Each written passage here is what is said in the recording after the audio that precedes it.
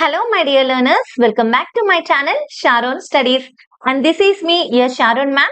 And ఈ రోజు video session లో మనం 10th class social studies chapter 9 Rampur a village economy, Rampuram గ్రామ ఆర్థిక వ్యవస్థ, ఈ లెసన్ యొక్క వన్ షాట్ వీడియో అయితే చూసిద్దాం. ఇప్పటికీ మన ఛానల్లో లాస్ట్ 7 చాప్టర్స్ కూడా నేను వన్ షాట్ రివిజన్ వీడియోస్ చేసి పెట్టాను. Sorry, last 8 chapters one shot revision videos చేసి పెట్టాను. మీరు కనుక అవి చూడకపోయి ఉంటే డెఫినెట్ గా చూడండి. మన ఛానల్ సబ్స్క్రైబ్ చేసుకోండి. మన ఛానల్లో ప్రెసెంట్ 10th క్లాస్ కి సంబంధించిన ప్రతి లెసన్ ఇంపార్టెంట్ క్వశ్చన్ తోటి, ఎక్స్ప్లెనేషన్ తోటి వన్ షాట్ రివిజన్ వీడియోస్ పెడుతున్నాను, మిస్ అవ్వకండి. ఓకే, అండ్ ఈ వీడియో పూర్తిగా చూసి నచ్చితే లైక్ చేయండి, మీ ఫ్రెండ్స్ తో షేర్ చేయడం, సబ్స్క్రైబ్ చేసుకోవడం అస్సలు మర్చిపోవద్దు. ఈ లెసన్ వచ్చేసి ఒక విలేజ్ గురించి, అంటే ఒక గ్రామంలో ఆర్థిక వ్యవస్థ, ఎకనామిక్ సిస్టమ్ ఎలా ఉంటుంది. ఎకనామిక్ సిస్టమ్ అంటే ఏంటి? Which is related to financial things. అంటే మనం మనీ సంపాదించాలంటే మనం ఏదో ఒక పని చేయాలి కదా. మరి ఒక చిన్న గ్రామాన్ని ఎగ్జాంపుల్ గా తీసుకుని ఆ గ్రామంలో ఈ ఫైనాన్షియల్ థింగ్స్ అన్ని ఎలా జరుగుతాయి, అంటే ఎలాంటి పనులు చేసుకుంటూ వాళ్ళు మనీ సంపాదించుకుంటున్నారు అనే విషయాన్ని గురించి తెలుసుకోబోతున్నాం. ఈ లెసన్ ద్వారా మనం ఒక విలేజ్ లో ఎటువంటి ప్రొడక్షన్ యాక్టివిటీస్ జరుగుతాయి. ప్రొడక్షన్ యాక్టివిటీస్ అంటే ఏంటి? ఉత్పత్తి కార్యకలాపాలు. అంటే మనీ ఎర్న్ చేసుకోవడానికి ఎటువంటి పనులు చేస్తూ ఉంటారు. ఓకేనా, మనకు ఆల్రెడీ ఒక విషయం తెలుసు, మన ఇండియాలో ఆల్మోస్ట్ అన్ని విలేజెస్ లో ద మెయిన్ ప్రొడక్షన్ యాక్టివిటీ వచ్చేసి ఫార్మింగ్, వ్యవసాయం. మన కంట్రీలో ముఖ్యమైన పని వ్యవసాయం. ఈ అగ్రికల్చరల్ సెక్టార్ లోనే చాలా మంది పీపుల్ పనిచేస్తూ ఉంటారు. సో ఇప్పుడు మనం ఏదైతే లెసన్ గురించి డిస్కస్ చేసుకోబోతున్నామో రాంపూర్, ఈ విలేజ్ లో కూడా the primary production activity is farming. Farming ఈ విలేజ్ లో ప్రైమరీ ప్రొడక్షన్ యాక్టివిటీ. ఇది కాకుండా అదర్ ప్రొడక్షన్ యాక్టివిటీస్ కూడా ఉంటాయి. వాటి గురించి కూడా ఈ లెసన్ లో చాలా డీటెయిల్డ్ గా మనం ఎక్స్ప్లెయిన్ చేసుకుంటాం. చాలా సింపుల్ లెసన్, చాలా ఈజీగా అర్థం చేసుకోవచ్చు.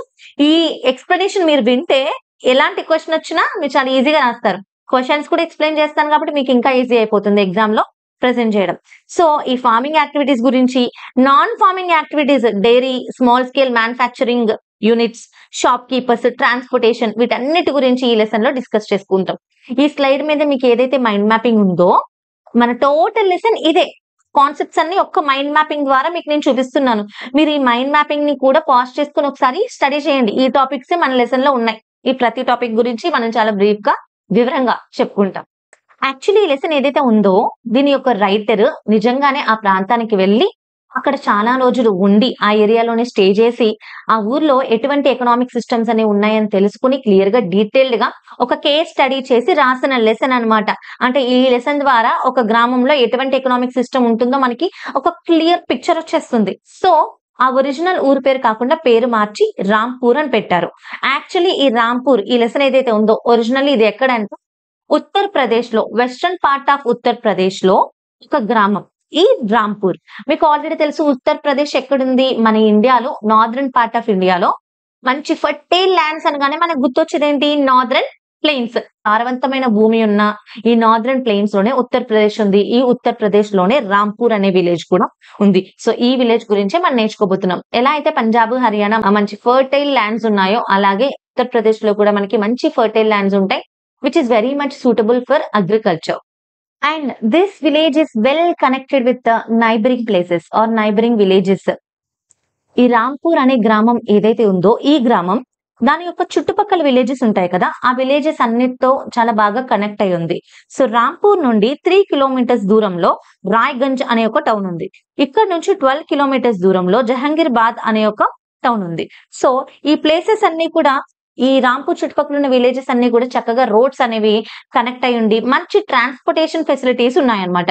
అందుకే ఈ ప్రాంతంలో ఫార్మింగ్ ప్రొడక్షన్ చాలా బాగా డెవలప్ అయింది. అండ్ ఇక్కడ రకరకాల ట్రాన్స్పోర్టేషన్ ఫెసిలిటీస్ అనేవి ఉన్నాయి. Bullock carts, tongas, buggies, motorcycles, jeeps, tractors, trucks, ఇవన్నీ ఈ ట్రాన్స్పోర్టేషన్ అంతా బాగా డెవలప్ అయి ఉండి ఈ రాంపూర్ లో వ్యవసాయం అనేది ఒక ప్రధాన ఉత్పత్తి కార్యకలాపంగా, అంటే ద ప్రైమరీ ప్రొడక్షన్ యాక్టివిటీగా ఫార్మింగ్ మనకి కనిపిస్తుంది. అండ్ ఈ ఊర్లో వర్కింగ్ పాపులేషన్ ఎక్కువ. ఆల్రెడీ ప్రీవియస్ లెసన్ లో నేర్చుకున్నాం కదా, వర్కింగ్ పాపులేషన్ అంటే the persons between 15 to 59 age group. ఈ ఏజ్ గ్రూప్ మధ్యలో ఉన్న వాళ్ళందరూ కూడా శ్రామిక జనంగా తెలుగులో పిలుస్తాం.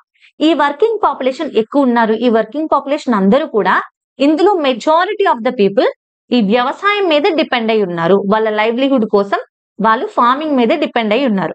అంటే దీని ద్వారా మనకు అర్థమయ్యేది ఏంటంటే in Rampur farming is the main production activity. So next the land and other natural resources అంటే భూమి ఇంకా ఇతర సహజ వనరులు. దీని గురించి తెలుసుకుందాం. జనరల్ గా ఫార్మింగ్ చేయాలంటే land is the very important resource. వ్యవసాయం చేయాలంటే భూమి చాలా ఇంపార్టెంట్ థింగ్. కానీ రాంపూర్ లో 1921 కన్నా ముందే చాలా మట్టుకు అంటే అడవులు, ఫారెస్ట్ ఏరియాస్, బంజరు భూములు అంటారు చూడండి, ఎంప్టీ ల్యాండ్స్, ఇవన్నీ కూడా 1921 కన్నా ముందే వ్యవసాయ భూములుగా మార్చేశారు. సో ఇంకా పెంచడానికి అనేది ప్రస్తుతం అవకాశం లేదనమాట. చాలా మట్టుకు భూములు వ్యవసాయ భూములుగా ఉండి అండ్ చాలా మంది వ్యవసాయం చేస్తున్నారు కాబట్టి కొత్తగా ఫార్మింగ్ ప్రొడక్షన్ కోసం ఇంకాస్త భూమిని అందులోకి తీసుకెళ్లడం అనేది ప్రస్తుతానికి అవకాశం లేదు. Already there is lot of land under cultivation in Rampur. Actually వర్షాకాలం టైం ఉంటుంది కదా, మనం ఫార్మింగ్ టర్మ్స్ లో ఖరీఫ్ సీజన్ అంటాం. సో ఈ ఖరీఫ్ సీజన్ టైంలో ఈ రాంపూర్ లో ఫార్మర్స్ అందరూ కూడా జోవార్ ఇంకా బాజ్రా పండిస్తారు. దాంతో పాటు పశువులకి మేతగా ఉపయోగించే చెట్లను కూడా పెంచుతూ ఉంటారు. నెక్స్ట్ అక్టోబర్ ఇంకా డిసెంబర్ ఈ మంత్స్ మధ్యలో పొటాటోస్ ని పండిస్తారు, బంగాళదుంపల్ని. ఆ తర్వాత వింటర్ సీజన్ ని రబీ సీజన్ అంటాం కదా. రబీ సీజన్ లో నార్త్ ఇండియన్స్ కి చాలా ఇంపార్టెంట్ ఫుడ్ సోర్స్ ఏంటి? వీట్, గోధుమలు. మనకు అన్నం ఎలాగో వాళ్ళకి గోధుమలు అలాగా. ఎక్కువ చపాతీలు తింటారు కదా, సో వీట్ ఎక్కువగా పండిస్తారు. సో ఈ విధంగా డిఫరెంట్ సీజన్ లో వాళ్ళు డిఫరెంట్ క్రాప్స్ ని వేస్తుంటారు. వీటితో పాటు ఆ తర్వాత చెరకు కూడా పండిస్తారట. ఈ డైరెక్ట్ గా ఈ షుగర్ కేన్స్ ని రాయగంజ్ లో అమ్ముతుంటారు. లేదంటే ఆ షుగర్ కేన్స్ ద్వారా చెరుకు రసం తోటి బెల్లాన్ని తయారు చేసి ఆ బెల్లం జహంగీర్బాద్ ఇందాక డిస్కస్ చేసుకున్నాం కదా, 12 కిలోమీటర్స్ దూరంలో ఉంది, అక్కడికి తీసుకెళ్లి వ్యాపారస్తులకి ఈ బెల్లాన్ని అమ్ముతారు. సో ఇక్కడ ఒకటి పీస్ ఆఫ్ ల్యాండ్ లో 1 ఇయర్ లో ఒకటి కంటే ఎక్కువ పంటల్ని పండిస్తే దాన్ని మల్టిపుల్ క్రాపింగ్ అంటారు. It is called as multiple cropping. అదే విధంగా రాంపూర్ లో చాలా మంది రైతులు 2-3 పంటలు పండిస్తుంటారు. మోస్ట్లీ 2 క్రాప్స్ పండిస్తుంటారు ఒకటే ఇయర్ లో ఒకటే ల్యాండ్ లో. ఈ విధంగా వాళ్ళు ప్రొడక్షన్ ఇంక్రీజ్ చేసుకుంటూ ఉంటారు. కొంతమంది పొటాటోస్ ని వాళ్ళ 3rd క్రాప్ గా కూడా పండిస్తుంటారు. మరి ఇంత మంచిగా ఫార్మింగ్ జరుగుతుందంటే మనకి ఏం అర్థమవుతుంది దీని నుంచి? ఇరిగేషన్ సిస్టమ్ అనేది ఈ ఊర్లో చాలా బాగా డెవలప్ అయి ఉంది. రాంపూర్ అనే గ్రామానికి ఎలక్ట్రిసిటీ సప్లై కూడా చాలా ఎర్లీగానే వచ్చిందని అండ్ ఇరిగేషన్ సిస్టమ్స్ అనేవి చాలా బాగా డెవలప్ అయి ఉన్నాయని మనకి బాగా తెలుస్తుంది. ఇది వరకు రాంపూర్ లోని రైతులు సాగునీటి కోసం అంటే ఇరిగేషన్ ఫెసిలిటీస్ కోసం వాటర్ ని భూమిలో నుంచి, బావుల్లో నుంచి బయటకు తోడడానికి పర్షియన్ వీల్ అనే ఒక పరికరాన్ని యూజ్ చేసేవారు. ఎలక్ట్రిసిటీ సాయం తోటి బోరు బావుల ద్వారా అంటే బోర్ వెల్స్ అంటాం కదా, వీటి ద్వారా ఇంకాస్త ఎక్కువ వాటర్ ని త్వరగా మనం పైకి డ్రా చేసి ఎక్కువ విస్తీర్ణానికి అంటే ఎక్కువ ఎక్స్టెంట్ ఆఫ్ ల్యాండ్ కి మనం అందించవచ్చు అని తెలుసుకున్న తర్వాత అంటే ఒక 50 ఇయర్స్ ముందు నుంచే ప్రభుత్వం ఒక మొట్టమొదటి బోరు బావిని తవ్వించింది. అప్పటి నుంచి రైతులందరూ కూడా తమ సొంత ఖర్చుతోటి ఇంకా ఎక్కువ బోరు బావులు అనేటివి తవ్వించుకుని ఎక్కువ ల్యాండ్ కి వాళ్ళు ఇరిగేషన్ ఫెసిలిటీస్ అనేవి అందించుకుంటున్నారు. అంటే ఇక్కడ మనకి ఎలక్ట్రిసిటీ ఫెసిలిటీస్ కూడా బాగా ఉన్నాయని అర్థమవుతుంది. సో 1970 నుంచి ఈ విధంగా ఈ బోర్వెల్స్ అనేవి యూజ్ చేసి 264 హెక్టార్స్ ఆఫ్ అగ్రికల్చరల్ ల్యాండ్ కి ఇరిగేషన్ ఫెసిలిటీస్ అందిస్తున్నారు అండ్ చాలా బాగా ఫార్మింగ్ ప్రొడక్షన్ ని ఉత్పత్తి చేస్తున్నారు. అంతేకాదు మరి వీళ్ళు ఫార్మింగ్ చేస్తున్నారు ఎంత బాగా అంటే డెఫినెట్లీ వీళ్ళు యూజ్ చేసే రిసోర్సెస్ ఏంటి? ల్యాండ్ ఇంకా వాటర్. కానీ మన ఇండియాలో ఓన్లీ 40% ఆఫ్ ల్యాండ్ కి మాత్రమే ఇంత మంచి ఇరిగేషన్ ఫెసిలిటీస్ అనేవి ఉన్నాయి.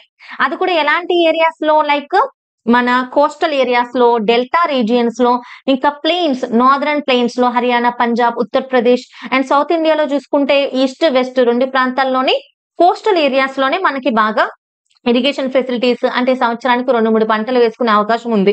కానీ ఒక 60% ఆఫ్ ద ల్యాండ్ కి అలాగా ఇటువంటి అవకాశం లేదు. చాలా మటుకు ల్యాండ్ మన భారతదేశంలో వర్షపాతం మీద ఆధారపడి మాత్రమే వ్యవసాయం చేస్తున్నారు. అంటే they are depending upon the rain water for the farming. And మరొక విషయం ఏంటంటే ఇలాంటి ఫార్మింగ్ యూజ్ చేసేటప్పుడు వీళ్ళు చాలా మంది మంచి పంట రావడం కోసం చాలా పెస్టిసైడ్స్ అనేవి, చాలా కెమికల్ ఫర్టిలైజర్స్, పెస్టిసైడ్స్ ఇవన్నీ వాడడం వల్ల అండ్ గ్రౌండ్ వాటర్ లోకి ఈ పొల్యూషన్ అనేది కూడా అవుతుంది అనమాట. గ్రౌండ్ వాటర్ పొల్యూట్ అవుతుంది. అదే కాకుండా ఈ రైతులందరూ కూడా చాలా డెప్త్ లోకి బోర్వెల్స్ అనేవి డిగ్ చేయడం ద్వారా గ్రౌండ్ వాటర్ లెవెల్స్ చాలా తగ్గిపోతున్నాయంట. అండ్ మామూలు ప్రాంతాల్లో కాదు, ఇప్పుడు మీకు ప్లాటో రీజియన్స్ లో ఎలా అయినా వాటర్ అవైలబిలిటీ తక్కువ ఉంటుందని మనకు తెలుసు. కానీ ఇలాంటి ప్లెయిన్ కోస్టల్ ఏరియాస్ లో కూడా ఈ బోర్ వెల్స్ ఎక్కువగా ఉండి ఫార్మింగ్ జరిగే ఏరియాస్ లో అంట గ్రౌండ్ వాటర్ లెవెల్స్ చాలా తక్కువ పడిపోతున్నాయి, అంటే చాలా డేంజరస్ కండిషన్ లో ఉందని మనకి రిపోర్ట్స్ అన్ని చెప్తున్నాయి. అంటే దాని అర్థం ఏంటంటే ఫార్మర్స్ కూడా మనకి ఒక లిమిట్ ఎక్స్‌టెంట్ వరకే వాళ్ళు బోర్‌వెల్స్ అనేవి డిగ్ చేసి వాటర్‌ని ఒక ఎక్స్‌టెంట్ వరకే వాడుకుంటే మనకి గ్రౌండ్ వాటర్ లెవెల్స్ అనేవి డిక్రీజ్ అవ్వకుండా ఉంటాయి. వన్స్ గ్రౌండ్ వాటర్ లెవెల్స్ పడిపోతే మనకి చాలా పెద్ద వాటర్ స్కేర్సిటీ అనేది వస్తుంది. అండ్ ఈ టాపిక్‌కి సంబంధించి నెక్స్ట్ లెసన్ ఉంది కదా! సస్టైనబుల్ డెవలప్‌మెంట్ ఆ లెసన్‌లో ఇంకాస్త వివరంగా తెలుసుకుంటాం మనం. Now let us see about land distribution in Rampur. ఈ రాంపూర్ గ్రామంలో భూమి యొక్క పంపిణీ ఏ విధంగా ఉంది? అంటే ఎంతమందికి ఏ విధంగా భూమి డిస్ట్రిబ్యూట్ అయ్యిందో చూద్దాం. ఈ రాంపూర్‌లో టోటల్ పాపులేషన్ 2060 ఉన్నారు. ఇందులో 450 ఫ్యామిలీస్ ఉంటున్నారంట. ఈ 450 ఫ్యామిలీస్‌లో కూడా మెజారిటీ ఆఫ్ ద ఫ్యామిలీస్ అంటే మీకు ఆల్రెడీ తెలిసిందే. ప్రతి గ్రామంలో మన ఇండియాలో ఉన్న సిస్టమాటిక్ కాస్ట్ సిస్టమ్ చాలా ఎక్కువగా ఉంటుంది. అలాగే ప్రతి విలేజెస్‌లో కూడా డిఫరెంట్ కాస్ట్‌లకు సంబంధించిన పీపుల్ ఉంటారు. ఇందులో ఆల్మోస్ట్ 3/4 ఆఫ్ ద ల్యాండ్ అంతా కూడా ఉన్నత కులాలకి సంబంధించిన వాళ్ళు ఉంటారు కదా! హైయర్ కాస్ట్ పీపుల్ చేతుల్లోనే ఉంది. జస్ట్ చాలా 1/3 ఆఫ్ ద భూమి మాత్రమే లోయర్ కాస్ట్ పీపుల్ వాళ్ళకి ఊరికి దూరాన ఒక మూలన చిన్న గుడిసెలుంటాయి. అండ్ అందులో ఒక 150 కుటుంబాలకు అసలు ఇల్లే లేదంట. ఇల్లు లేదు, సాగు చేసుకోవడానికి భూమి కూడా లేదు. వీళ్ళు వేరే వాళ్ళ భూమిలో కూలి పనులకు వెళ్తూ ఉంటారు. We are talking about the scheduled tribes and scheduled caste people. దళితుల గురించి మాట్లాడుకుంటున్నాం. ఈ రాంపూర్ అనే గ్రామంలో భూమి పంపిణీ గురించి మనం చూసుకుంటే ఉన్నత వర్గాల వాళ్ళకి ఎక్కువ శాతం భూమి ఉండి వాళ్ళు సాగు చేసుకోగలుగుతున్నారు. తక్కువ వర్గాల వాళ్ళు చిన్న కులాల వాళ్ళందరూ కూడా ఊరికి దూరాన ఒక మూలన ఉంటూ వాళ్ళకి proper land facilities, farming facilities అనేవి లేవు. ఈవెన్ వాళ్ళకి సొంత ఇల్లులు కూడా లేవని మనకి దీని ద్వారా తెలుస్తుంది. సో ఇది మన లెసన్ లో ఇచ్చిన ఒక ఎగ్జాంపుల్. 1960లో గోవింద్ అనే వ్యక్తికి 2.5 హెక్టార్స్ ఆఫ్ ల్యాండ్ ఉండేది. ఇతనికి ముగ్గురు కొడుకులు. సో గోవింద్ చనిపోయిన తర్వాత ఈ ముగ్గురు కొడుకులు కూడా ఈక్వల్ గా ఈ 2.5 హెక్టార్స్ ని షేర్ చేసుకున్నారు. ప్రతి ఒక్కరికి 0.7 హెక్టార్స్ ఆఫ్ ల్యాండ్ ఉంది. సో ఇప్పుడు అంటే ఈ రీసెంట్ టైమ్స్ లో ఇప్పుడు డెవలప్ అయిన టెక్నాలజీ, ఇప్పుడున్న ఇరిగేషన్ ఫెసిలిటీస్ తోటి ఇంత అంటే లైక్ ఫెర్టిలైజర్స్ గానీ ఇంత డెవలప్డ్ టెక్నాలజీలో కూడా వీళ్ళు ఒకప్పుడు వచ్చేంత ఈల్డ్ ఇప్పుడు వీళ్ళకి రావట్లేదు. అంటే వీ కెన్ నోటీస్ ఆ సాయిల్ ఫర్టిలిటీ అనేది ఎంత వరకు తగ్గిపోయింది అనేది మనకి దీని ద్వారా తెలుస్తుంది. ఈ పిక్చర్ మీరు గమనిస్తే ఇందులో టైప్స్ ఆఫ్ ఫార్మర్స్ ఓకే. అంటే మీరు ఈ పై చార్ట్ గమనిస్తే 87% మంది స్మాల్ ఫార్మర్స్ ఉన్నారు ఈ రాంపూర్ లో. నెక్స్ట్ 13% మంది మీడియం ఇంకా లార్జ్ ఫార్మర్స్, పెద్ద రైతులు, మధ్యతరగతి రైతులు మనకి 13% కనపడుతున్నారు. చిన్న సన్నకారు రైతులు స్మాల్ ఫార్మర్స్ 87% మంది కనిపిస్తున్నారు. అలాగే distribution of land cultivated by farmers, ఈ రైతులు సాగు చేసే భూమి ఏ విధంగా డివైడ్ అయ్యిందో చూద్దాం. అది చూసుకుంటే 48% స్మాల్ ఫార్మర్స్ ద్వారా సాగు చేయబడుతుంది. 52% మధ్యతరగతి ఇంకా పెద్ద రైతుల ద్వారా సాగు చేయబడుతుంది. The next one is organization of production. అంటే ఈ ఉత్పత్తి ప్రక్రియ ఏదైతే ఉందో దాన్ని వీళ్ళు ఏ విధంగా ఆర్గనైజ్ చేస్తారో తెలుసుకుందాం. సో దీనిలో ఫస్ట్లీ మనం ఆల్రెడీ ఇది డిస్కస్ చేసుకున్నాం. Land and other natural resources అంటే ఆ ఊర్లో దొరికే భూమి, ఇతర రకాల ఖనిజాలన్నిటిని కూడా వాళ్ళు ఏ విధంగా యూజ్ చేసుకుంటూ వాళ్ళు ఇరిగేషన్ చేస్తున్నారో తెలుసుకున్నాం. Next labour. లేబర్ అంటే ఏంటి? మరి వ్యవసాయం చేయాలంటే పని వాళ్ళు కూడా చాలా మంది కావాలి. అంటే దీనిలో ఎవరికైతే సొంత భూములు ఉంటాయో వాళ్ళు ఏం చేస్తారు? ఆ ఊర్లో ఉన్న వాళ్ళని వ్యవసాయ కూలీలుగా పెట్టుకుని పంటలనేవి పండిస్తూ ఉంటారు. సో అలాగే క్యాపిటల్ అంటే ఏంటి? చూడండి, క్యాపిటల్ అనేది ఫిక్స్డ్ క్యాపిటల్ లేదా వర్కింగ్ క్యాపిటల్ అని 2 రకాలుగా ఉంటుంది. క్యాపిటల్ అంటే తెలుగులో పెట్టుబడి. అంటే ఒక వ్యవసాయం చేసినా లేదా ఒక ఇండస్ట్రీ లేదా ఒక ఫ్యాక్టరీ నడిపిన వస్తువులు తయారు చేసినా కూడా దానికి ఫస్ట్ ఆఫ్ ఆల్ బిల్డింగ్ కొనడానికి, మెషినరీ కొనడానికి, ఫర్నిచర్ కొనడానికి, కంప్యూటర్స్ వీటన్నిటికీ కూడా ఒక పెట్టుబడి అనేది కావాలి. దాన్ని ఫిక్స్డ్ క్యాపిటల్ అంటారు. ఎందుకంటే ఒక్కసారి కొంటే సంవత్సరాల పాటు అవి మనకి యూజ్ అవుతూనే ఉంటాయి. దీన్ని ఫిక్స్డ్ ఆర్ ఫిజికల్ క్యాపిటల్ అంటారు. నెక్స్ట్ ప్రతిరోజు వాళ్ళు నడిపే ఆ ఇండస్ట్రీ గానీ లేదా వాళ్ళు చేసే ఈ ప్రొడక్షన్, ఫార్మింగ్ ప్రొడక్షన్ గానీ అందులో ఎవ్రీడే ఖర్చులనేవి ఉంటూ ఉంటాయి. ఏవైనా ఎరువులు కొనడం గానీ, అదే ఫ్యాక్టరీస్ అయితే రా మెటీరియల్స్ కొనడం గానీ, ట్రాన్స్‌పోర్టేషన్ కానీ ప్రతిరోజు ఉండే ఖర్చుల్ని మనం వర్కింగ్ క్యాపిటల్ అంటాం. అలాగే నాలెడ్జ్ అండ్ ఎంటర్‌ప్రైజ్. సో ఈ ప్రొడక్షన్ అనే ప్రక్రియలో నాలెడ్జ్ చాలా ముఖ్యం. అంటే ఈ రైతులకి వాటి గురించి అవగాహన ఇంపార్టెంట్. ఏదైనా రిస్క్ వస్తే దాన్ని తీసుకునే ఆత్మ ధైర్యం కూడా చాలా మందికి ఉండాలి. ఈ పిక్చర్ గమనిస్తే మీకు అర్థమవుతుంది. ధనిక రైతులు ఎవరైతే ఉంటారో వాళ్ళ దగ్గర రిస్క్ ఫ్యాక్టర్ తీసుకునేటటువంటి సపోర్ట్ ఉంటుంది. వీళ్ళు ఆల్రెడీ డబ్బున్న వాళ్ళు కాబట్టి ఒక మంచి ఎరువులు కొనడానికి, ఫెర్టిలైజర్స్ తీసుకోవడానికి, ట్రాన్స్‌పోర్టేషన్ పరంగా ప్రతి విషయంలోనూ వీళ్ళు కాస్త ధైర్యంగా ముందడుగు వేయగలుగుతారు. ఈ చిన్న రైతులు ఎవరైతే ఉంటారో వీళ్ళు ఈ ఎరువులకి, విత్తనాలకి, పంట వేయడానికి, మెషినరీకి ప్రతి దానికి కూడా లోన్స్ మీద ఆధారపడుతూ ఉంటారు. అప్పులు చేస్తూ ఉంటారు. వీళ్ళకి భారం చాలా ఎక్కువగా ఉంటుంది. మనకి ఈ పిక్చర్ ద్వారా తెలుస్తుంది కదా! సో ఈ విధంగా మనకి ఇవన్నీ కూడా ప్రొడక్షన్ లో ఆర్గనైజేషన్ గా పరిగణిస్తాము. Next labour for the farm అంటే ఒక వ్యవసాయ రంగంలో లేబర్ అనేది అంటే శ్రమ అనేది చాలా ఇంపార్టెంట్. అంటే మనం పల్లెటూరులో చూడండి చాలా మంది ఈ మనకి ఫార్మింగ్ ల్యాండ్స్ లో ఈ పొలాల్లో చూస్తే గనుక చాలా మంది పనిచేస్తూ ఉండడం గమనిస్తాం కదా. అవును. ఇప్పుడు ఎవరికైతే సొంత భూములు, వ్యవసాయ భూములు ఉంటాయో వాళ్ళేం చేస్తారు, ఈ వ్యవసాయ కూలి పని వాళ్ళని పెట్టుకొని వాళ్ళతో పంట కోయిస్తారు. వ్యవసాయ పనులన్నీ చేయించుకుంటారు. చిన్న రైతులు ఎవరైతే ఉంటారో వాళ్ళ కుటుంబ సభ్యులందరూ కలిసి వాళ్ళే తమ యొక్క పొలాన్ని దున్నుకోవడం, వాళ్ళ యొక్క ఫార్మింగ్ యాక్టివిటీస్ అనేవి చేసుకుంటూ ఉంటారు. సో ఇక్కడ ఈ రాంపూర్‌లో ఈ డైలీ కూలి పనికి, ఈ వ్యవసాయ కూలి పనిగా చేసే వాళ్ళని దళ అనేసి పిలుస్తారు. మనకిక్కడ ఒక పిక్చర్ ఉంది గదా! చూడండి. సో ఇలాగా ఫార్మింగ్ యాక్టివిటీస్ లో చాలా మంది మెన్, వుమెన్ పాల్గొంటారు. వీళ్ళల్లో కూడా వాళ్ళకి డిఫరెంట్ టైప్ ఆఫ్ సాలరీ గాని, లేదా వాళ్ళకి రోజు కూలి ఇచ్చే విధానంలో అండ్ వాళ్ళకి ఫుడ్ ప్రొవైడ్ చేసే విధానంలో చాలా తేడాలనేవి ఉంటాయి. అంటే మెన్‌కి ఒక రకమైన పే ఉంటుంది. వుమెన్‌కి ఒక రకమైన పే ఉంటుంది. సో చాలా డిఫరెన్సెస్ అనేవి మనం చూస్తాం. ఈ పిక్చర్ గమనిస్తే చూడండి హిమాలయాల్లో పొటాటో కల్టివేషన్ చేస్తున్న పిక్చర్ అన్నమాట ఇది. సో ఈ వ్యవసాయ రంగంలో అగ్రికల్చరల్ లేబరర్స్ ఒక కీలకమైన పాత్ర పోషిస్తుంటారు. నెక్స్ట్ టాపిక్ చూసుకుంటే capital arranging physical are working capital. అంటే ఈ వ్యవసాయ రంగంలో డిఫరెంట్ టైప్ ఆఫ్ ఫార్మర్స్ ఉంటారని మనం ఆల్రెడీ డిస్కస్ చేసుకున్నాం. రిచ్ ఫార్మర్స్ ఉంటారు, పూర్ ఫార్మర్స్ ఉంటారు, లేదా ఈ మధ్య తరగతి రైతులు కూడా ఉంటారు. సో వీళ్ళలో ఈ వ్యవసాయ రంగంలో కూడా నష్టాలుంటాయి, లాభాలుంటాయి. చూడండి surplus or loss for the farmer. వీళ్ళకి అనేక రకాలైన పెట్టుబడి పెట్టాల్సొస్తుంది. చాలా రకాలైన మిషనరీ కావాల్సొస్తుంది, విత్తనాలు కావాల్సొస్తుంది. అండ్ ఇక్కడ మరొక విషయం ఏంటంటే ఇక్కడ వీళ్ళు ఫర్టిలైజర్స్, పెస్టిసైడ్స్, సీడ్స్, మెషినరీ ఇవన్నీ కొనడానికి వీళ్ళకి చాలా డబ్బులు అవసరమవుతాయి. ధనిక రైతులు అనుకోండి వాళ్ళకి ఆల్రెడీ వాళ్ళ దగ్గర సర్ప్లస్ అమౌంట్ ఉంటుంది కాబట్టి వాళ్ళు ఈ మిషనరీ అంతా పర్చేస్ చేసుకొని వాళ్ళు యూజ్ చేసుకొని ఇంకా ఆ ఊర్లో ఉండే చిన్న రైతులకు కూడా రెంట్‌కి ఇచ్చి అలా కూడా వాళ్ళు డబ్బులు పొందుతారు. కానీ ఈ చిన్న సన్నకారు స్మాల్ ఫార్మర్స్ ఎవరైతే ఉంటారో, సన్నకారు రైతులు ఎవరైతే ఉంటారో వాళ్ళకి అంత సోర్స్ ఉండదు. వాళ్ళేం చేస్తారు, ఈ పెద్ద రైతుల దగ్గర ఉండే మిషనరీ మీద ఆధారపడి వాళ్ళ దగ్గర అద్దెకు తెచ్చుకుంటూ ఉంటారు. ఇంకా వీళ్ళ యొక్క ఈ ఫార్మింగ్ ప్రొడక్షన్ కి అవసరమయ్యే పెట్టుబడి అంతా కూడా బ్యాంక్స్ ద్వారా లేదా వడ్డీ వ్యాపారులు ఉంటారు కదా, ఇంట్రెస్ట్ కి మనీ అప్పులిస్తూ ఉంటారు. వాళ్ళ దగ్గర వీళ్ళు అప్పు చేస్తుంటారు. వాటి మీద వడ్డీ చాలా ఎక్కువగా ఉంటుంది. సో అలా అప్పు చేసినప్పుడు సో ప్రతిసారి ప్రాఫిట్ వస్తుందా అంటే లేదు. సమ్ టైమ్స్ మంచి ప్రాఫిట్ రావచ్చు. అలా ప్రాఫిట్ వచ్చినప్పుడు పెద్ద రైతులైతే ఏం చేస్తారు, దాన్ని వాళ్ళ బ్యాంక్స్ లో సేవ్ చేసుకుంటారు. లేదా మళ్ళీ ఇంకో మిషనరీ కొన్ని ట్రాక్టర్స్ అని, హార్వెస్టింగ్ మిషన్స్ ఉంటాయి కదా, కోత మిషన్ ఇవన్నీ కొని వాళ్ళు యూజ్ చేసుకుంటూ చుట్టుపక్కల ఉన్న రైతులకి రెంట్‌కి ఇస్తూ అలా కూడా ఆదాయాన్ని పొందుతారు. లేదా చిన్న రైతులకి వడ్డీకి డబ్బులు తిప్పుకుంటూ ఉంటారు.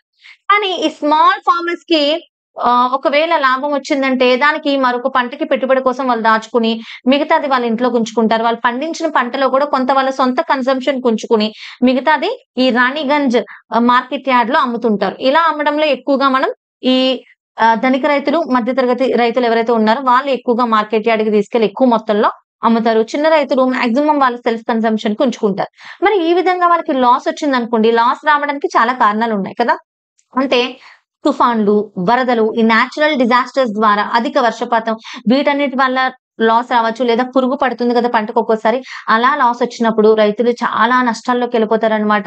వాళ్ళు తీసుకున్న ఈ లోన్స్ కట్టలేక, అప్పులు కట్టలేక సో నెక్స్ట్ పంటకు కూడా వాళ్ళ దగ్గర డబ్బులు లేక చాలా లాసెస్‌ని వాళ్ళు చూడాల్సొస్తుంది.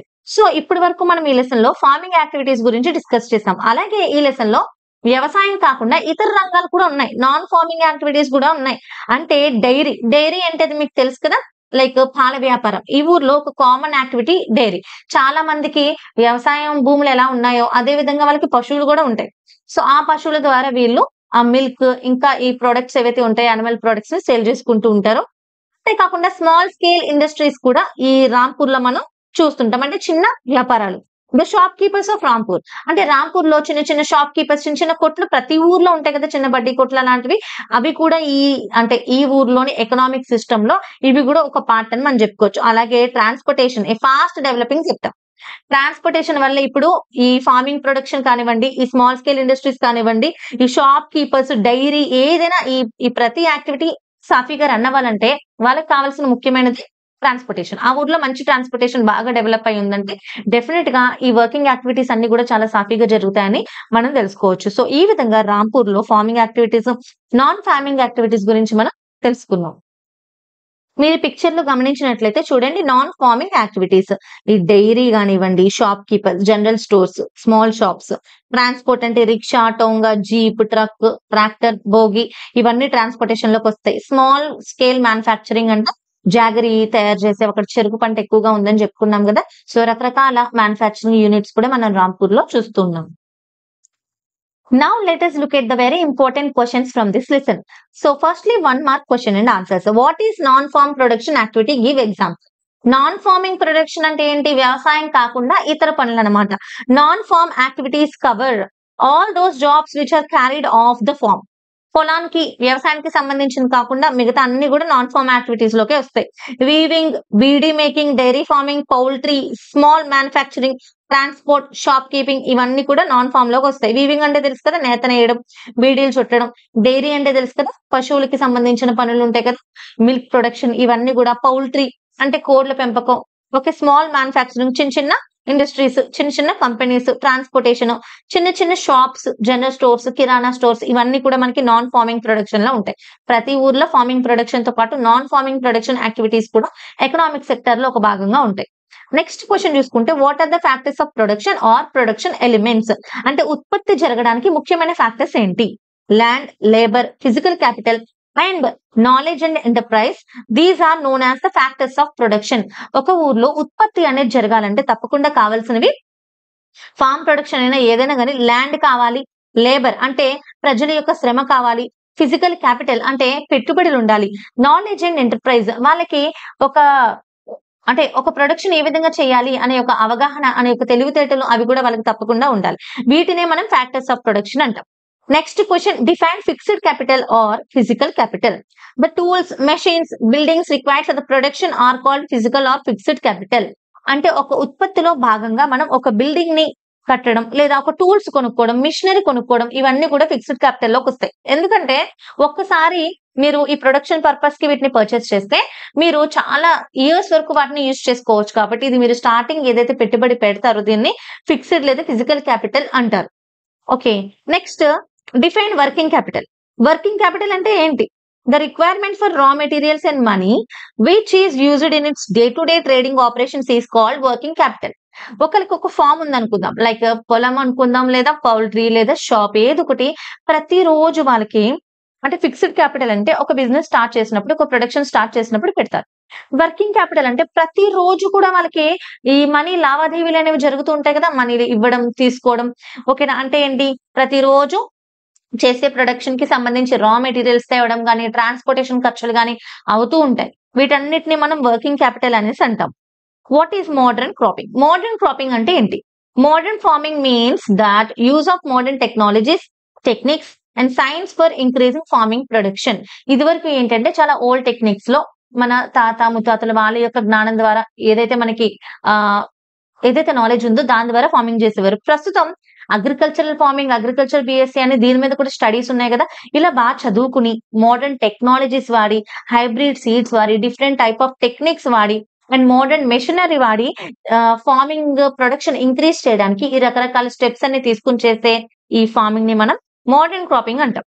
నెక్స్ట్ క్వశ్చన్ చూస్తే, MNREGA ఎక్స్పాండ్ అంటే దీని యొక్క ఫుల్ ఫామ్ ఏంటి అంటున్నారు. ఇది కూడా చాలా important. Mahatma Gandhi national rural employment guarantee act. Next question, what are Persian wheels? Persian wheels అంటే ఏంటి? The wheels used for farming to draw water. ఒకప్పుడు వ్యవసాయం చేసేటప్పుడు ఇప్పట్లాగా బోర్వెల్స్, ఎలక్ట్రిసిటీ లేదు కాబట్టి లో బావుల్లో నుంచి నీరు పైకి డ్రా చేసుకోవడానికి పర్షియన్ వీల్స్ అనే టెక్నిక్ ని యూజ్ చేసేవారు. Next, define the term multiple cropping. Define the term multiple cropping. Multiple cropping అంటే ఏంటి? To grow more than one crop in the same piece of land during the year is known as multiple cropping. ఒకటే land లో, ఒకటే స్థలంలో, ఒకటే year లో ఒకటి కన్నా ఎక్కువ పంటల్ని పండించినప్పుడు, అంటే ఖరీఫ్ సీజన్ లో ఒక పంటని, ఆ తర్వాత రబీ సీజన్ లో మరి ఒక పంటని, తర్వాత చెరుకు పంటని, అలా ఒక 2 లేదా 3 పంటలు పండించారనుకోండి, దాన్ని మల్టిపుల్ క్రాపింగ్ అంటారు. ఎక్కడైతే ల్యాండ్ ఫర్టైల్ గా ఉంటుందో, వాటర్ ఇరిగేషన్ ఫెసిలిటీస్ ఎక్కువగా ఉంటాయో, నీటి యొక్క యూసేజ్ బాగా ఈజీగా దొరుకుతుందో అలాంటి ప్లేసెస్ లో మనం ఇలాంటి మల్టిపుల్ క్రాపింగ్స్ ఎక్కువగా చూస్తూ ఉంటాం. Next, right 2 slogans to save ground water.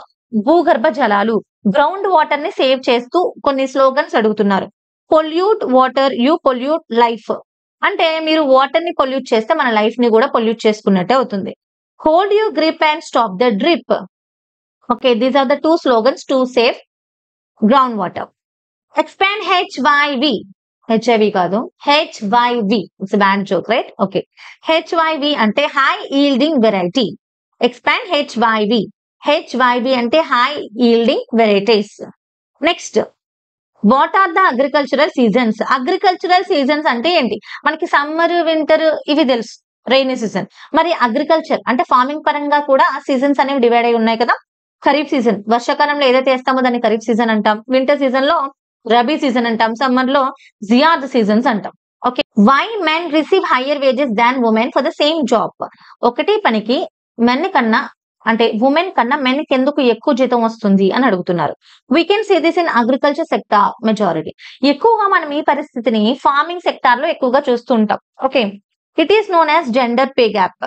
The main cause is men have more physical strength, men can work harder than women.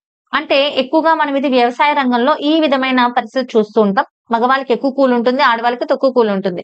దీన్ని జెండర్ పే గ్యాప్ అంటారు. ఇది ఎందుకు జరుగుతుంది అంటే ఆడవాళ్ళ కన్నా పోలిస్తే మగవాళ్ళకి కాస్త స్ట్రెంత్ ఎక్కువ ఉంటుంది కాబట్టి వాళ్ళు ఎక్కువ బరువు పనులు, వాళ్ళ చేత ఎక్కువ బరువు పనులు చేయిస్తారని చెప్పేసి వాళ్ళకి ఎక్కువ జీతం అనేది ఇవ్వడం జరుగుతుంది. Next, what changes have taken place in the way of farming practices in India. మన భారతదేశంలో వ్యవసాయం చేసే పద్ధతిలో జరిగిన మార్పులు ఏంటి? Tube wells and drip irrigation were introduced.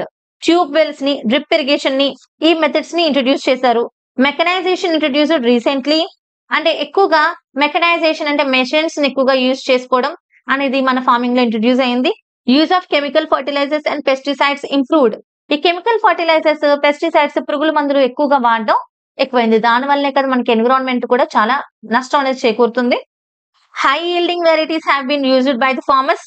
Hybrid varieties ఎక్కువగా ఫార్మర్స్ వాడుతున్నారు. ఎక్కువ పంట రావడానికి, ఎక్కువ రాబడి రావడానికి వాళ్ళు ఈ హై ఈల్డింగ్ వెరైటీస్ హెచ్వైవి ఎక్కువగా వాడుతున్నారు.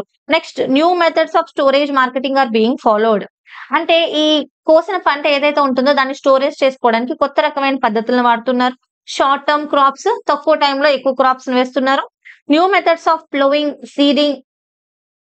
సీడింగ్, వీడింగ్, హార్వెస్టింగ్, పికింగ్, వీటిల్లో కొత్త రకాల మెథడ్స్ ని ఇంట్రడ్యూస్ చేశారు. ఇవన్నీ కూడా మన ఇండియాలో ఫార్మింగ్ ప్రాక్టీసెస్ లో చోటు చేసుకున్న మార్పులు అని చెప్పుకోవచ్చు. నెక్స్ట్, ఈ లెసన్ లో ఉన్న అబ్రివేషన్స్ ఏంటి? చాలా ఇంపార్టెంట్ అని చెప్పాను కదా ఇందాక. MGNREGA, Mahatma Gandhi national rural employment guarantee act.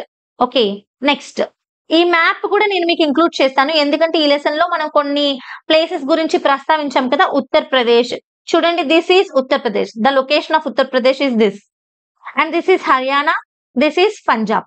మీరు పాజ్ చేసుకుని ఈ మ్యాప్ కూడా ప్రాక్టీస్ చేసుకోండి. Political map is also very important in the point of your exam. Okay, so this is all about this lesson. మీకు ఈ వీడియో నచ్చినట్లయితే డెఫినెట్ గా like చేయండి, షేర్ చేయండి, కామెంట్ చేయండి అండ్ సబ్స్క్రైబ్ చేయండి. And thank you so much for watching and by by. All the best for your exams. Prepare very well.